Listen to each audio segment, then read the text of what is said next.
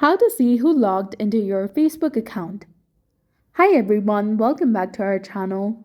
So in this video tutorial, we'll be discussing about checking who has logged into your Facebook account.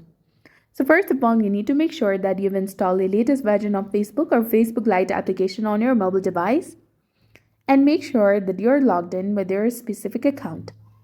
After that, tap on the three horizontal lines in the top right corner from the home page. Scroll down and go to Settings and Privacy and then tap on Settings. Now go to Account Center. Scroll down and go to Password and Security. Tap on where you're logged in. And this section displays all the devices currently logged into your Facebook account. You can go ahead and tap on Select Devices to log out. And then check the box of the devices that you're suspicious about. And then tap on Log Out, which is highlighted in blue color in the bottom. This will log them out from the devices that you selected. So that's it. This is how you can see who logged into your Facebook account and remove them. So if you found this guide helpful, please don't forget to like, comment, share, and subscribe to our channel for more amazing tips and tutorials.